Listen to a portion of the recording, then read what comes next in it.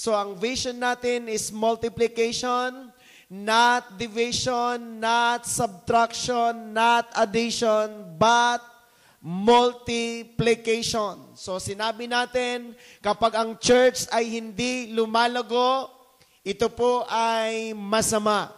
Kapag ang leaders ay hindi rin lumalago, ito rin po ay masama. So we are destined to multiply. Amen? Sige, sagot po kayo para malungkot kayo. Sabi mo nga, you are destined to multiply. Pumalakpak nga po ang mga patuloy na nagmumultiply. Amen? So, tulad po ng aming pinapaalala mga kapatid, each one of us, every one of us is responsible to take care of our brethren. Kaya kapag may mga kasama tayo na hindi po natin nakakasama sa bawat mentoring po natin, kailangan po natin silang i-follow up, i-remind kasi gusto natin na tayo ay sama-sama at sabay-sabay nalalago sa Panginoon. Amen? Sabi mo nga sa katabi mo, you are brother's keeper. Amen? Tayo po ay mag-aalaga sa isa't isa. Hindi ho pwede dito ang kanya-kanya. So kailangan po natin mga kapatid magtulungan. Kung ang iba ay nakakalimot, we have to remind them. Kung ang iba ay medyo nangihina, we have to encourage them, strengthen them para sabay-sabay tayong umangat, umunlad at patuloy tayong pagpalain ni Lord. Amen? Hallelujah. Sabi mo nga sa katabi mo, aalagaan kita. Alagaan mo rin ako. Kaya lagi natin tandaan mga kapatid, today, pag-aaralan po natin ang principles. Sabi mo nga sa katabi mo, principles.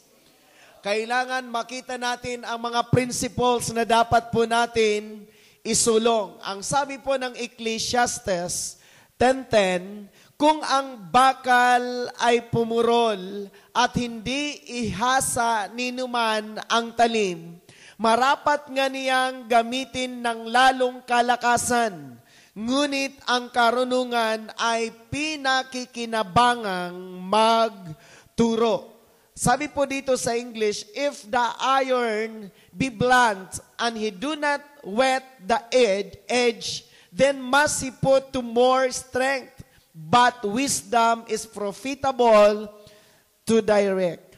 Mga kapatid, tandaan po natin, sabi dito ng Bible, kapag ang palakol ay mapurol, gagamitan natin ng sapat na lakas para po natin maputol ang isang puno. Kaya sa illustration natin yung pagputol ng puno sa pamamagitan ng mapurol na palakol. Kanina narinig ko kay Pastor Jimwell na kahit gaano man tayo ka-busy, marami tayong ginagawa sa church, if we do not soak ourselves in the presence of God, ay wala po tayong magagawa. Amen? So, tandaan po natin mga kapatid, ang isang vision or ang isang church na wala po silang mga prinsipyo or walang sistema, ay gagamitan nila ng sapat na lakas para po nila magawa ang lahat ng bagay. Amen? Hallelujah. Sabi mo nga sa katabi mo, sagot ka naman, kapatid. O, ulitin ko, church. Ano kaya ang gagawin natin kapag pumuputol tayo ng puno ng akasya na gagamitan natin ng mapurol na palakol? Sasabihin ko sa iyo, gagamitin mo ang lahat ng iyong kalakasan, pero tatagal ang panahon bago mo maputol ang isang puno ng akasya. Ano kaya ang gawin natin, kundi umupo tayo sandali at hasain natin ang palakol, at kapag matalas na ang palakol, pag pinutol natin ang isang puno ng akasya, ito ay saglit lang na mapuputol. As ang palakol. Kaya ang ginagawa natin, narito tayo sa training na ito, mga kapatid, kaysa gagawa tayo ng lahat ng ating with all our might para po tayo dumami. Ano kaya kung di umupo muna tayo sa mentoring at turuan tayo para mapadali natin ang ating trabaho. Amen? Kaya sabi dito ng Bible, kailangan muna natin ang wisdom ay profitable ito mga kapatid na magdadirect sa atin. Kailangan knowledgeable tayo sa pagsulong natin sa pangitain. Amen? Sabi mo nga sa katabi mo, kaya ka narito. Sige, kausapin niyo po yung katabi mo, kaliwa kanan. Sabi mo, kaya ka narito. Para hasain. Naintindihan niyo po ba mga kapatid? Kasi tandaan po natin kapag tayo ay hahayo na tayo po ay hindi, sabi natin, hindi man tayo fully trained, mahihirapan tayo. Mag-share ka, hindi ka tinuruan kung paano mag-share. Mag-cell group ka, hindi ka tinuruan kung paano mag-cell group. Ikaw ay mamamaluap, hindi ka tinuruan mamaluap, kaya hindi magiging effective. Kaya ang ginagawa natin, lahat dito sa mentoring ay itinuturo sa atin. Amen? Para tayo maging effective. In other word, hinahasa tayo. Sabi mo nga sa katabi mo, hinahasa ka.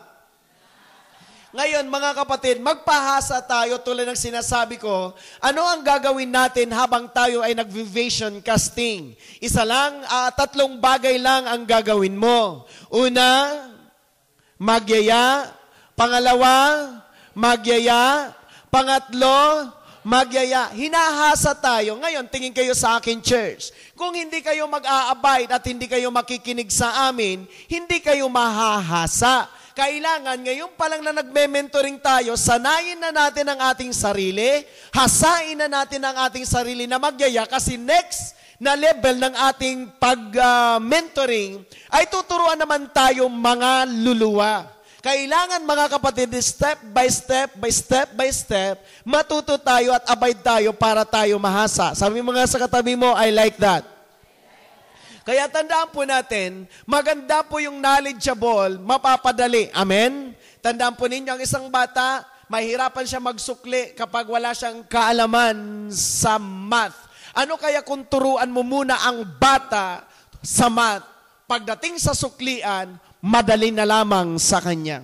Kaya tandaan po natin, ang gagawin natin, we will be educated and we will be trained on how to evangelize, how to win, how to consolidate, how to disciple, para mapadali ang ating trabaho. Sabi mo nga sa katabi mo, I like that.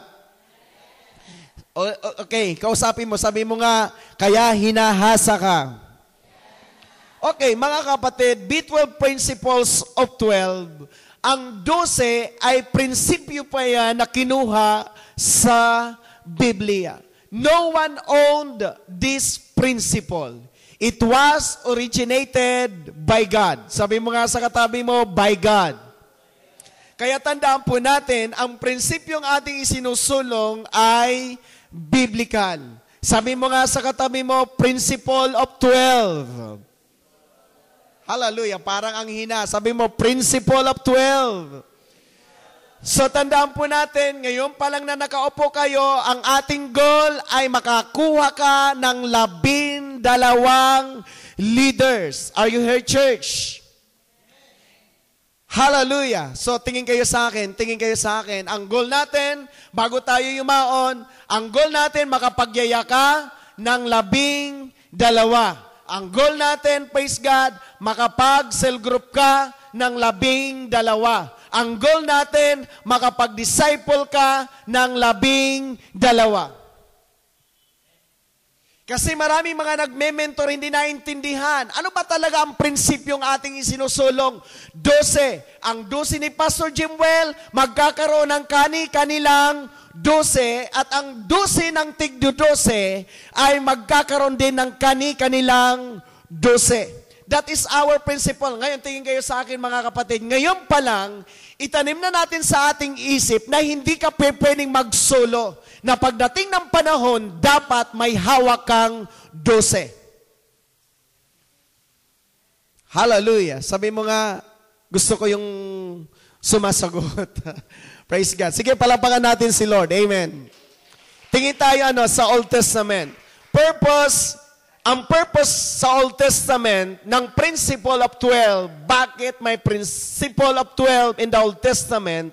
Ang purpose po ay multiplication. Bakit? Kasi in the Old Testament, si Lord ay pumili ng 12 tribes. Are you here, church?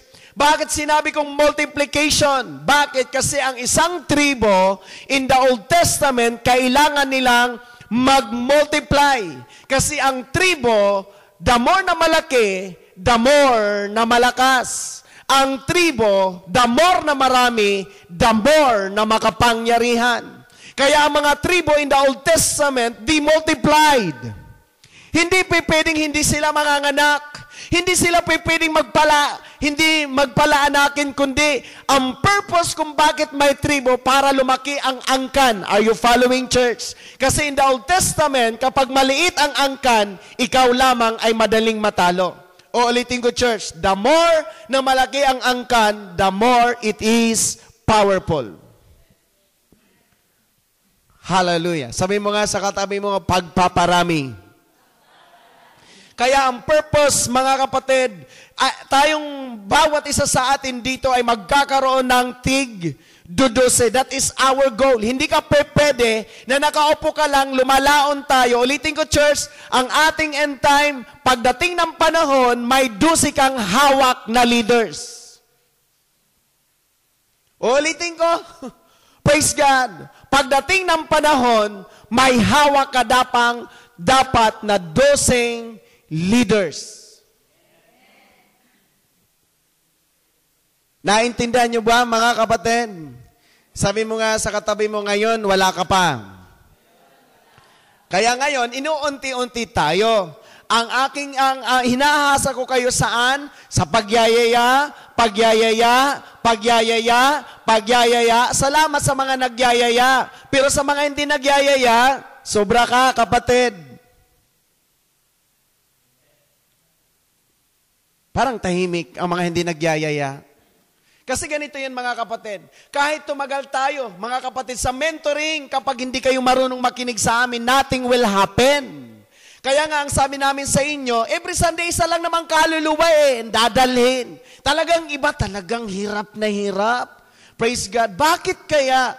Actually, mga kapatid, hindi tao ang problema. Ang may problema, puso mo.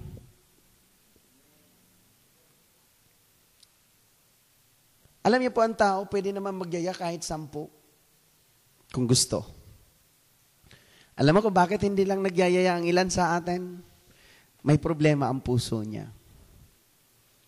May sakit sa puso. Anong sakit sa puso? Di pagsunod. Tahimik yung may mga sakit pa sa puso.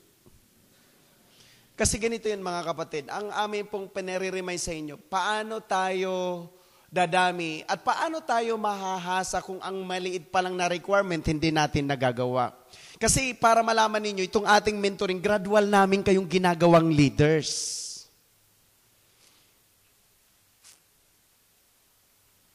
Amen?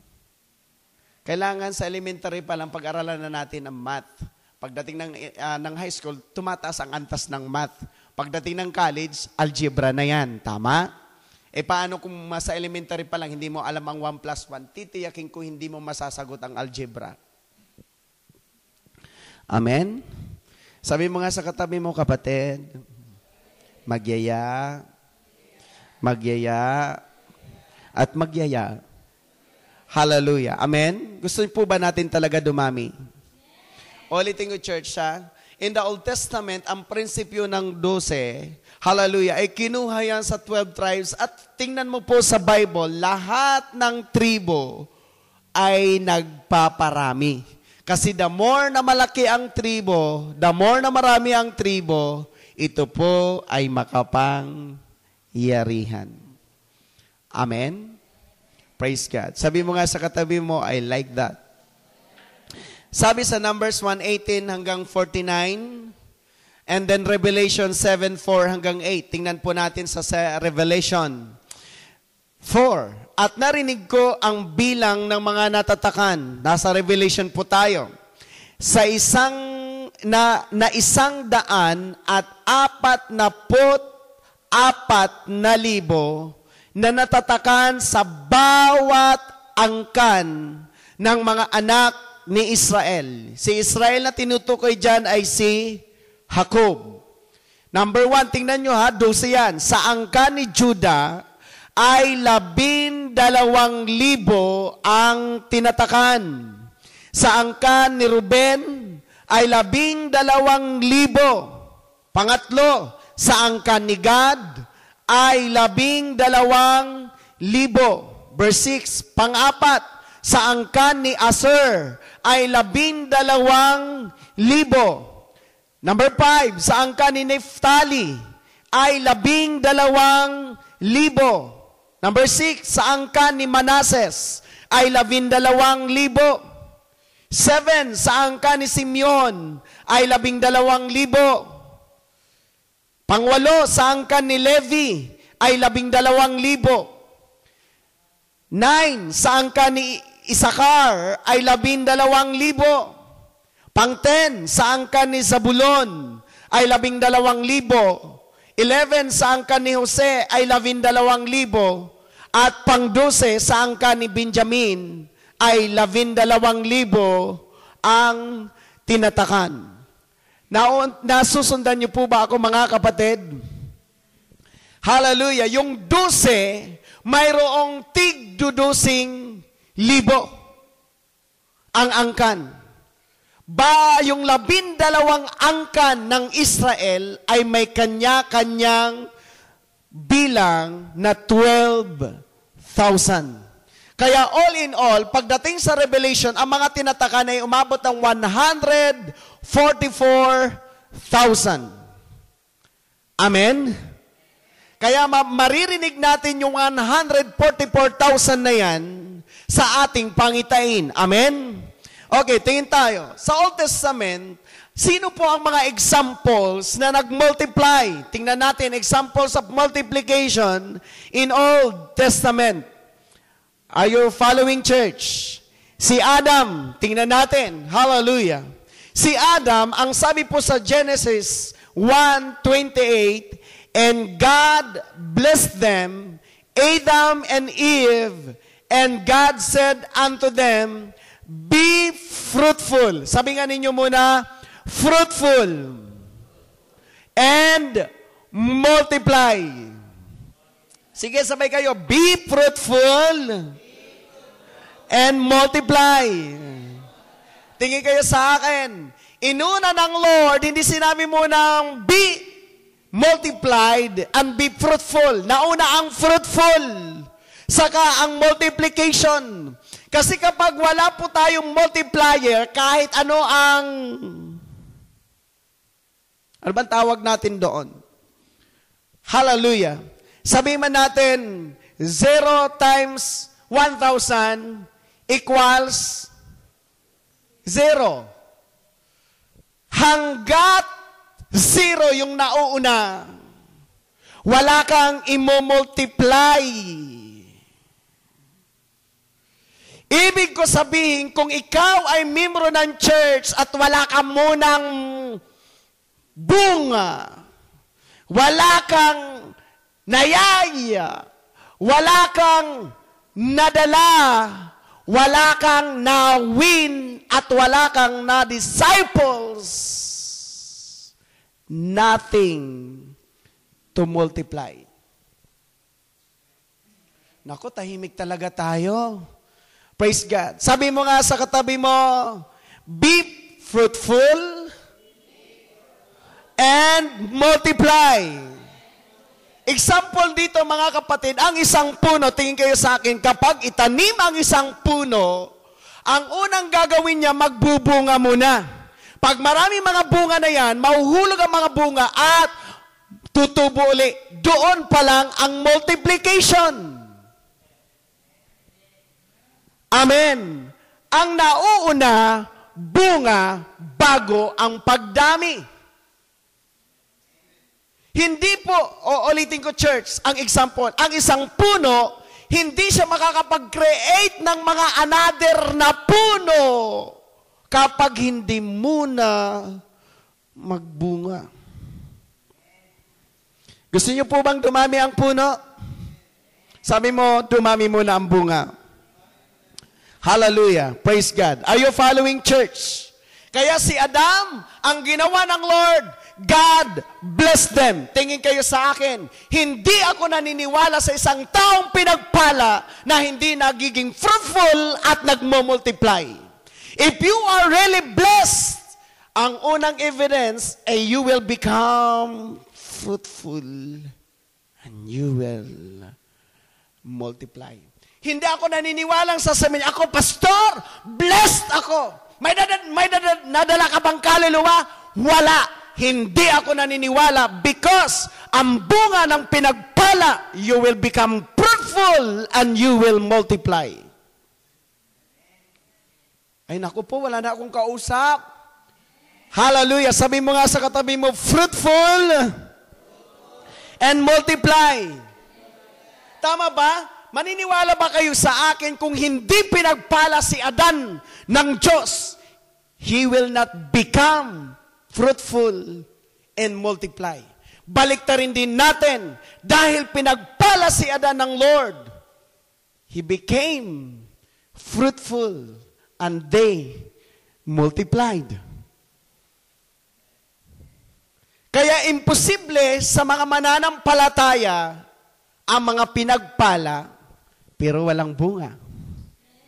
O ulitin ko, imposible sa mga born again ang mga pinagpala pero hindi nagbubunga. Naniniwala ko ang mga pinagpala ng Lord nagdadala ng kaluluwa. Palapakan natin si Jesus. Sabi mo nga sa katabi mo, magdala ka kapatid. Magyaya ka kapatid. Hallelujah. Sabi ko nga sa inyo, hindi lamang Sunday tayo magyayaya. Even today sa mentoring, kasi alam niyo po, ang ganda ngayon, nasa vision casting tayo, para hindi lang kayo makakakuha ng vision. Everybody must know the vision of the church. Kung pwede nga lang yung 100% na membro ng Vision Church, dapat nandito sa mentoring so that everyone may know the vision of Vision Church. Hallelujah. Sabi mo nga, hallelujah. And then, alam niyo po, doon palang magtitigpes pag naging fruitful ka, and then you multiply, doon palang marireplenish at masasubdue. Doon palang mapupuno, doon palang puputok ang church kapag nag-multiply at naging fruitful ang bawat membro. Hindi natin mapupuno itong church na ito, mga kapatid, kung hindi tayo magmumultiply. Kaya nga sabi ng Bible, and God blessed si Adam and Eve, and God said unto them, be fruitful and multiply, and replenish the earth and subdue it. Punuin at, kumbaga sa ibang salita, praise God, kamkamin talaga ang buong mundo. Sabi mo nga, multiplication. Agree ba kayo na nag-multiply si Adan? Agree kayo na nag-multiply si Adan? Okay, isa pang example. From Adam, si Noah. Tingnan natin sa multiplication in the Old Testament. Genesis 9:1, and God, laging nauna, blessed Noah and his sons, and said unto them, be fruitful and multiply and replenish the earth. Tingin kayo sa akin, church. Have you remembered the story of Noah na binaha ang buong mundo at maraming mga namatay? There are only 8 people ang natira. Dahil wawala na lang ang tao sa mundo on that time. Ano ang sabi ng Lord? I will bless you and be fruitful and multiply. Nag-multiply ba ang mga 8? Ang dami ngayon ng tao. Di-multiply. Kasi uulitin ko, church, laging inuuna ng Lord ang blessed. Ano ba yung blessed, church? God give us the ability, God give us the anointing, God give us everything para tayo maging fruitful and multiply. Amen. Okay lang ba kayo, kapatid? Mukhang masasakit yata ang inyong tiyan. Hallelujah. Okay lang po ba kayo, kapatid? Sabi mo nga sa katabi mo, I hope you're okay. Sige, Englishin mo para mag-nosebleed tayo lahat dito. Sabi mo nga sa katabi mo, I hope you're okay. Amen. Palapakan nga po natin si Lord. Amen. Hallelujah. Kaya, si Adan, nang God commanded them to multiply, they multiplied. Then God commanded Noah to multiply, they multiplied. Amen. Sino pa ang example sa Bible? Abraham. Dati ang kanyang pangalan ay Abram. Hallelujah. Genesis 17:1. And when Abram was 90 years old and 9, matanda na, 99 years old, the Lord appeared to Abram, bago siya tawaging Abraham, and said unto him, I am the Almighty God, walk before me and be thou perfect, and I will make my covenant between me and thee, ang tinutukoy na di ay si Abraham, and will multiply thee exceedingly. Hindi lamang multiply, mga kapatid, kundi multiply na exceeding pa. Sabi mo nga sa katabi mo, exceeding. Alam niyo pong salitang exceeding, mga kapatid, diyan kinuha ang salitang excess. Kaya kapag tayo ay nag-multiply plus exceedingly, magkakaroon kayo ng church, Vision Church Balibago, Vision Church Mabalacat, Vision Church Kapas, Vision Church Bamban. Kasi ang Lord hindi lamang multiplication, gusto niya, we will multiply exceedingly. At hindi lamang sa Pilipinas, darating pa rin may Vision Church Japan, may Vision Church USA. Ay nako po, mga kapatid. Alam niyo po, kasanting ng Lagyuyu, mga kapatid. Ang ganda ng pangalan ng iyong church, Vision Church, pero dapat ang mga membro may pangitain. Ay, wang ko, Vision Church ang atin. Wala naman tayo nakikita. Nakikita niyo ba ang nakikita ko? Na pagdating ng panahon, mayroon tayong Vision Church Korea. Wow, hallelujah. At lalampasan niyo pa ang the biggest church in the world. Sabi naman ng iba, mukhang malabo yan. Walang malabo sa malinaw na pangitain. Ulitin ko. Walang malabo sa malinaw ang paningin. Palapakan nga po natin si Lord. Amen. Yan ang sinasabi ng Bible, exceedingly. Kaya nga sabi ng Lord kay Abraham, hanggat maaabot ng iyong mata, ibibigay ko sa iyo. Amen? Hallelujah. Parang malungkot kayo talaga. Amen? Birin mo church, magkakaroon ka ng Church Tarlac, Vision Church Tarlac. Isasakupin nyo hanggang Visayas, Mindanao.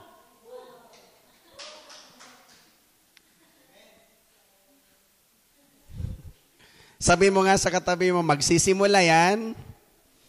Kausapin mo katabi mo ng seryoso, magsisimula yan sa'yo. Palapakan natin si Lord. Amen. Tandaan po natin, maging si Abraham, sabi ni Lord, covenant ito. Praise God. Kailangan gagawa si Lord at gagawa tayo. Covenant ito, joining force. Si Lord hindi makakagalaw pag hindi kayo gumalaw. At hindi rin kayo makakagalaw pag hindi gumalaw si Lord. Kailangan joining force. At kapag nag-join force tayo, well, praise the Lord. Hallelujah. Sabi ng Bible, we will multiply exceedingly. Sabi mo nga sa katabi mo, malapit ka na i-send. Amen? Hallelujah. Kaya nga si pastor, hindi lang mag-train ng mga leaders, hindi lang mga leaders, praise God, hindi lang mga mag-train si pastor na mga pastors. Kasi ang goal natin is just not to multiply the congregation. We are also planning to multiply the Vision Church. Hallelujah. Ako excited ako, parang kayo hindi. Amen? Naniniwala ako, Masarap ang buhay. Amen? Alam niyo po, wala pang nakaka-break, wala pang church, praise God, na naggawain sa expo na napuno ang expo. Unahan tayo, kapatid. Baka ang mauunang pumunta doon ay ang Vision Church. Because lahat ng Vision Church ay mayroon ng mga church sa bawat lugar. Sige, palapakan natin si Lord. Amen. Amen. Hallelujah. Sige mga, sabihin mo nga sa katabi mo, Amen. Okay, isang palakpak na malakas kay Lord. Hallelujah. Sino pa pong example sa Bible? Hindi lamang si Adam, hindi lamang si Noah, hindi lamang si Abraham, even Isaac. Anong sabi ng Bible kay Isaac? Genesis 26:2, and the Lord appeared unto him. Yung him na tinutukoy doon si Isaac and said, go not down into Egypt, dwell in the land which I shall tell thee of, and I will make thy seed to multiply as the stars of heaven, and will give unto thy seed all these countries, and in thy seed shall all the nation of the earth be blessed. Nakikita niyo po, matindi ho ito. Kung si Abraham exceedingly, maging si Isaac, kasing dami ng bituin sa kalangitan. Alam niyo po ba na hindi mabilang ang mga bituin? Darating ang panahon, hindi na ho kayo magkakilala sa sobrang dami ng miyembro. Isa pa, darating ang panahon, hindi na kayo magkakilala sa sobrang dami ng miyembro. Ngayon, nagpapasimula tayo, ang bawat isa kilalang kilala. Praise the Lord. Amen. Kilalang kilala na ganun siya, ganyan siya, at anuman siya.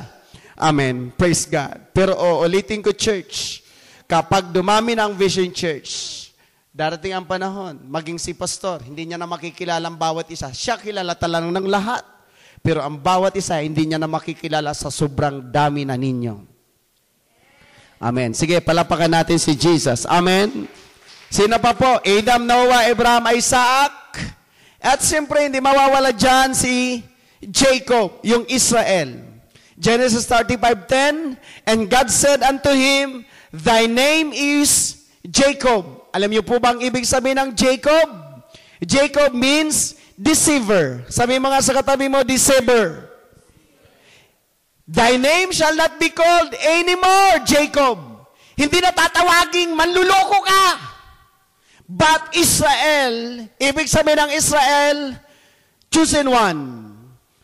But Israel shall be thy name, and he called his name Israel. Tingin kayo sa akin, church. Bakit kaya si Jacob, na mayroong 12 tribes at mayroong 12,000, bawat tribes ang tinatakan sa Revelation, bakit una mo nang binago ang kanyang pangalan? O ulitin ko tulad nung nakaraan, you will not multiply unless you first transform. Ay, wala po talagang kausap. Hindi ka dadami maliban na magbago muna tayo. Sabi mga sa tabi mo, magbago ka na. Sige, direct to the point. Huwag ka matakot sa katabi mo. Sabi mo, magbago ka na. Kung ikaw ay masyas buntok, matigas ang ulo, palitan mo na ngayon ng masunurin. Hallelujah. Oh, praise God. Hindi ako galit, pero kailangan ko ibaba ito, kapatid. O ulitin ko, hallelujah. Kung ikaw dating matigas ang ulo, kung si Jacob dating manluloko, kailangan mapalitan. Hindi tayo magmumultiply na manluloko pa rin at disobedience. Kailangan maging obedient muna tayo bago mag-multiply. Amen? At nangyari ng palitan ng pangalan. And God said unto him, I am God Almighty, be fruitful, and multiply. Mahalaga sa atin ang pagbabago, mga kapatid. Amen. At ang unang babaguhin natin ay ang ating mga sarili. Tatanungin niyo ako, Pastor, may babaguhin ba sa akin? Marami. Sabi mo sa katabi mo, marami, kapatid. Kaya natin magbago, amen. At gusto natin magbago, amen. Hallelujah. Pumalapak nga po ang gustong magbago. Hallelujah. Biro mo si Jacob, binago muna ng Lord. Sabi niya, hindi na manluluko ang iyong itatawag sa iyo, kundi pinili. Kaya naniniwala ako, lahat tayo pipiliin ng Lord bilang mga manggagawa. Amen? Tatalakayin natin yan, mga kapatid, sa mga susunod. Dahan-dahan lang tayo. So, V12 Principles of 12. Punta naman tayo sa bagong tipan. Ang purpose is transformation. Sabi mo nga sa katabi mo, transformation. In the Old Testament, ipinakita ang picture ng multiplication, but in the New Testament, ipinakita ng Lord ang picture ng transformation. Sa New Testament, yung tinatawag nating 12 apostles. Sabi nga po natin, 12 apostles. Nasa Matthew 10, 2 hanggang 4, and Revelation 21, 12 hanggang 14. Tingnan na lang po natin sa Mateo 10, 2. Ang mga pangalan nga ng 12 apostol ay ito. Ang unay, si Simon na tinatawag na Pedro. Pangalawa, si Andres na kanyang kapatid. Kaya pipili pala maging leaders lahat ang magkakapatid. Amen. Amen. Hindi yung, si kuya na lang, hindi ho. Parehas, pwede ang mga magkakapatid maging alagad ni Lord. Amen. Pangatlo, si Santiago na anak ni Zebedeo at ang kanyang kapatid. Pang-apat, si Juan. Amen? And then panglima, si Felipe. At pang-anim, si Bartolome. At pang-pito, si Thomas. At pang-walo, si Mateo na maniningal ng buwis. Pang-siyam, si Santiago na anak ni Alfeo at si Tadeo. Pang-11, si Simon na Cananeo at pang-12 ang sikat, si Judas Iscariote. Tingin kayo, wag kayo magagalit. Malalaman nyo kung sino ang magiging Judas laging huli.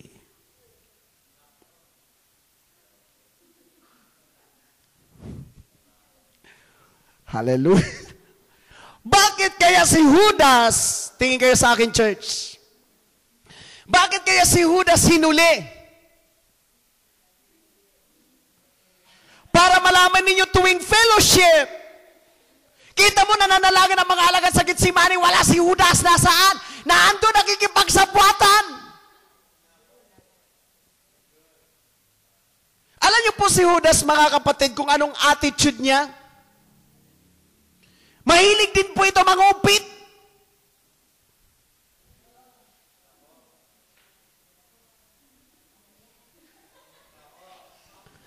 Are you in church?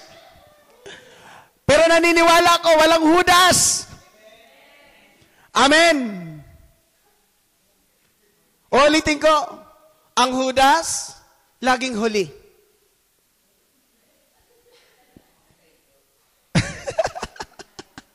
Sige, palapakan nga po natin si Lord. Hindi, kita mo naman, biblical naman si Judas nasa huli. Praise the Lord. Derso natin.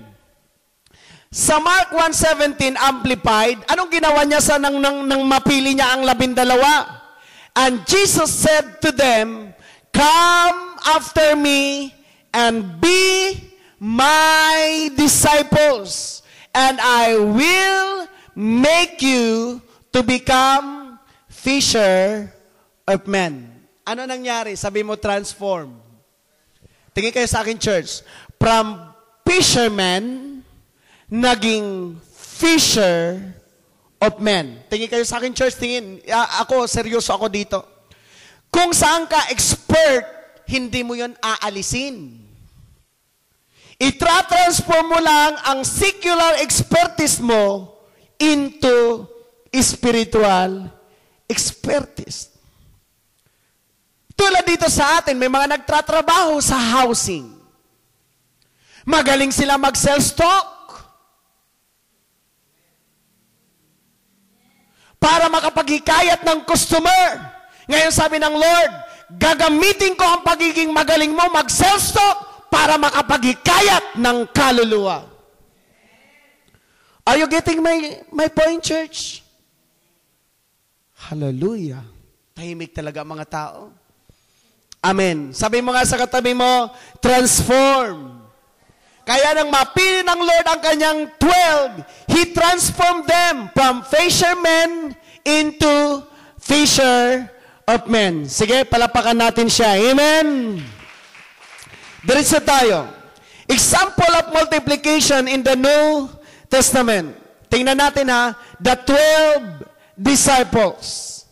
Ano po ang mga 12 disciples? At tinipon niya ang 12 at binigyan sila ng kapangyarihan at kapamalaan sa lahat ng mga demonyo upang magpagaling ng mga may sakit. At sila'y, sabi mo sa katabi mo, sinugo. Upang ipangaral ang karya ng Diyos at magpagaling ng mga may sakit. Kaya mga kapatid, tandaan po natin, hallelujah, ang 12 ay sinugo ng Diyos. At ang sabi ng Mark 6:7, at pinalapit niya sa kaniya ang 12 at nagpasimulang sinugo sila na dala-dalawa. Sabi mo nga sa katabi mo, Vitus. Hallelujah. Tandaan po natin, naniniwala ako kung bakit ang 12 disciples sinugo ng Lord ng dalawa-dalawa. Naniniwala po ako sa prinsipyo ng trinor at saka trini. Kailangan, mga kapatid, paghayo mo, habang nagsisel group ka, kasama mo ang isang trini mo. Kailangan hindi ang isasama mo yung kapwa cell group leader. Hindi yung isasama mo yung kapwa leader. Kasi, instead na marami ang magawa, dahil nagsama-sama kayo, napapaunti. Pero kung maghihiwa-hiwalay ang mga leaders at ang sasama sa kanila ay ang kanilang mga trainee, praise the Lord, mas marami tayong magagawa. Palapakan natin si Jesus. Amen. Hallelujah. So by 2, illustration, trainer and trainee. Sabi mo nga sa katabi mo, dalawa-dalawa lang. Sige, kausapin mo, dalawa-dalawa lang. Ikaw, bilang trainer, at isa pa, bilang trainee. Kasi alam niyo po ang church, hindi nakukuha ang prinsipyong ito. Nahahayo sila ang kasama kapwa si leader. Kaya instead na ang magawa 4, dahil nagsama-sama, isa na lang. Kasi yung 4 na yun, nagpunta doon sa isang cell group. Pero kung 4 na si leader na yun, nagkanya-kanya ng punta ng cell group, at the same time, 4 agad ang napuntahan. Ano ang gagawin natin para may kasama tayo? Magsama tayo ng trainee. Para nakikita ang ginagawa natin, magagaya ang ginagawa natin. Kasi mga kapatid, kung mga leaders pa rin na magsama-sama, wala tayong matritrained. Hindi naman kailangan yung isang batalyon, 5, mga kapatid, 2 sapat na. Jesus sent out the 12 by 2s. Sabi mo sa katabi mo, ang isasama mo ay ang itrain mo. Palapakan nga po natin si Lord. Maliwanag ba, church? Hallelujah. Diretso natin. Examples of multiplication in the New Testament, the 12 disciples. Tingnan natin ha. And then pagkatapos yan, the 70 disciples. Pagkatapos niyang isugo ang 12, nag-multiply ang 12. Nakapag-create ng 70 another new leaders. Parang nanganganga tayo, ano? Praise God. Tingnan natin. 10:1. Pagkatapos nga ng mga bagay na ito, ang Panginoon ay naghalal ng 70 pa. Beside from 12, mayroon siyang inappoint na another 70. Tingin kayo sa akin, church, tingin ha. Si Jesus hindi pa ho namamatay. Buhay pa ang kanyang 12. Nung si Jesus hindi pa namamatay, nagsugo alisa. So ibig sabihin, nagmultiply ang mga alagad while they were with Jesus. Hallelujah. Amen. At sila'y sinugong dalawa. Kung ang 12, dalawa, ang 70 ay dalawa, ilan na ngayon ang humahayo, kapatid? Grabe na ito. Ngayon, siguro ang humahayo, kahit 6 muna, pastor, kasi ang 12, kunting dalawa, o di may 6. Pero sana sa susunod na pag-send out, wow, praise God, may 6 plus another 35. Ano kaya ang mangyayari sa Vision Church? O ulitin ko ha, ang prinsipyo para makapag-train tayo, ang isama mo yung wala pang alam. Kasi kung ang isasama mo, yung mayroon na rin alam, kapwa mo na leader, wala kayong matri-trained. Kayo pa rin sa finals.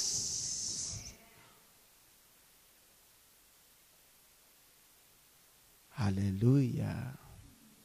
Nakikita ko, dito yung mga wala pang cell group, sumama na sa mga may cell group. Yung mga may cell group na pareho, maghiwa-hiwalay na kayo. Kayo pa rin ang nagkikita doon sa isa, kayo pa rin doon sa isa. Kayo na lang lagi. Praise the Lord. Hallelujah. Sabi mo nga sa katabi mo, hiwa-hiwalay naman tayo minsan. Amen. Okay, at sinabi niya sa kanila sa katotohanan, tingin nyo, nang sinugo ng Lord ang 70, tingin ha, mula 12, nagsugo siya ng 70, marami na supposedly, right? Pero alam nyo po doon sinabi ni Jesus, kung sa 10:1 ng Lucas sinabi niya yun, pinahayo niyang 70, pero sa verse 2, ang sabi niya mga kapatid, hallelujah, sinabi niya sa kanila katotohanay, marami ang aanihin, datapwat kakaunti ang mga manggagawa. Ibig sabihin si Jesus, the more na dumadami ang mga alagad, the more na dumadami ang mga disciples, He was not contented. Gusto pa rin niya, sabi niya kahit marami na, may 70 na, may 12 pa, pero nakita pa rin niya, marami pa rin ang hinog, pero kukunti pa rin ang mga manggagawa. Parang sinasabi pa lang pala dito ni Lord, na ang pag-send out, ang pagdidisipulo ay walang katapusan. Hanggat may kaluluwa, magdisipulo tayo at pag na-disciple natin, send them out para manggapas ng mga kaluluwa. I like that. Sige, palampagan natin si Jesus. Amen. Hallelujah. Ano po ang sabi naman dito sa 28:19? Dahil dito, magsiyaon nga kayo at gawin ninyong mga alagad ang lahat ng bansa. Tingin kayo, church, tingin kayo sa akin. Pinapahayo tayo na to make invites, not to make converts. We are commanded to go to make disciples. Para maintindihan nyo ang disciples, to make leader. So, ibig sabihin, kapag tayo ay humahayo, nakakapag-invite ka, nakakapagyaya ka, hindi mo pa rin na-fulfill ang Great Commission. Para ma-fulfill ang Great Commission, yung makagawa ka na ng disciple. Ay, wala akong kausap talaga. Ang nakakaganap ng Great Commission ay mga nakakagawa ng disciples. Meaning, kapag hindi ka nakakagawa ng disciple, hindi mo pa na-fulfill ang Great Commission. Sabi mo nga sa katabi mo, our goal, to make every believer a leader. Next, tatalakayin natin yan, mga kapatid. So, the 12 and then the 70 disciples, ito na po ang pangatlo, the multitude of disciples. Talagang grabe ang multiplication. Tingnan natin sa Acts 6:1. Nang mga araw ngang ito, nung panahon ng Acts, nang dumadami ang bilang ng mga mananampalataya ba? Are you following, church? Hindi lamang mga believers ang nagmamultiply, but in the book of Acts, the disciples were multiplying. Amen. Sabi mo nga sa katabi mo, grabe ano? Hallelujah. Ang pinapadami, hindi lamang believers, hindi lamang saved. Ang pinaparami ay mga disciples. Ngayon, tanungin niyo ako, Pastor, buhay pa ba dyan ang 12? Yes, kahit may multitude of disciples, buhay pa rin ang 12. Amen. Tingnan natin sa verse 2. At tinawag ng 12 ang karamihang or multitude na mga alagad. Kaya yung 12 ni Pastor Jim will create their own 12 and lahat ng 12 ay mag-create ng kanilang tig-12. Kapag mangyari yon, we have multitude of disciples. Are you following, church? Ang ganda nun. Lahat ng umaattend dito, puro cell leader.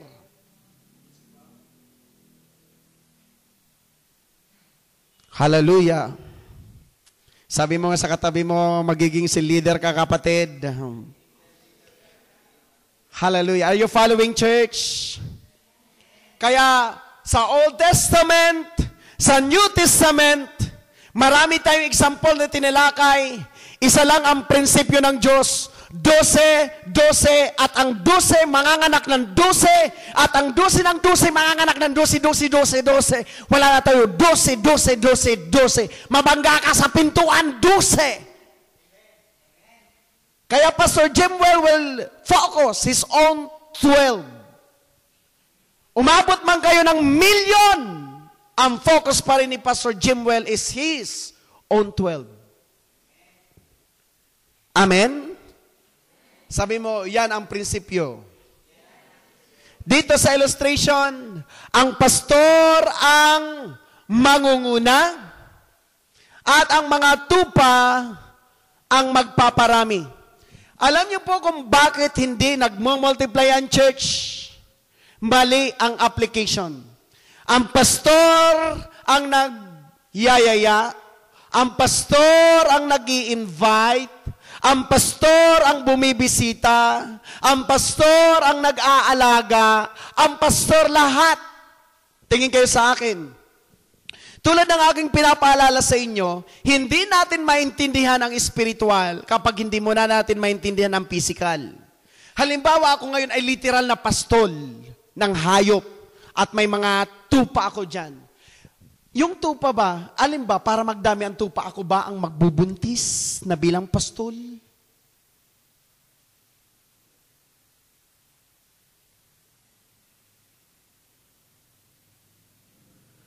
Para dumami ang tupa ang magbubuntis, ang tupa ang mag-aalaga sa kanilang anak. Ang tupa.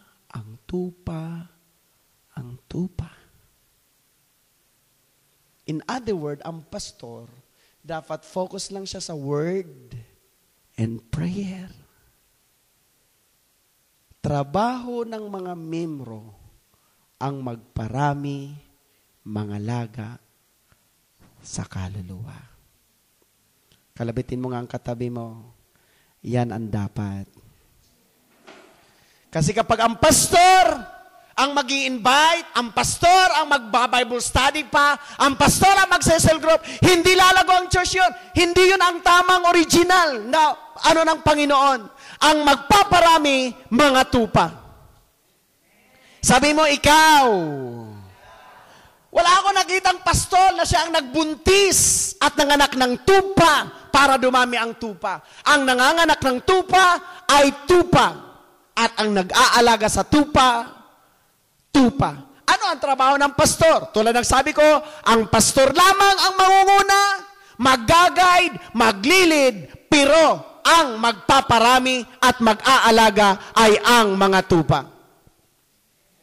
Sabi mo ang congregation. Ang tatrabahuin lang ni Pastor Jimwell, yung i-lead, i-guide, i-direct ang mga congregation, pero trabaho ng congregation ang magyaya, mag-invite, mangaluluwa, magparami at mangalaga sa lahat ng membro ng church. Yan ang tamang lapat, kapatid. Amen? Kaya mga church hindi lumalago, baliktad. Hallelujah. Ang pastor ang nagsisikap manganak, ang pastor ang nagsisikap mangalaga, hindi o. The congregation must manganganak, mangangalaga, lahat. Ulitin ko, ang pastor lamang, ang trabaho ng pastor, manguna, at ang mga tupa, ang magpaparami. Are you following, church? Sabi mo, principles. Kaya ngayon pa lang, itanim na natin sa ating isipan na paglaon natin ang panahon, ang ating goal is magkaroon ka ng sarili mong dosing mga leaders. Tingin kayo sa akin. Pastor, anong gagawin ko? Ngayon pa lang na mababaw pa lang ang aming requirement, magyaya, sumunod na po kayo. Sumunod lang. Magyaya. Magyaya. Kasi sa susunod na mga buwan, iba na naman ang requirements ko. Tuturuan na namin kayo mag-share. O paano mag-share? Paano mag-share? Sa susunod na naman yan, paano mangangalaga? Paano mangangalaga? Sa susunod, paano magdi-disciple? Alam niyo po mga kapatid, unti-unti, ngayon pakiusap ko po sa inyo, maliit pa lang, mag-aampang requirement sa inyo, magyaya, kaya nyo yan. Kaya nyo yan. Hindi lamang sa church, maging po sa ating process. Mas maganda nga, marami tayo sa process para mas marami ang matrain. Hindi lang kayo. Amen? Amen? Okay, palapakan natin si Jesus.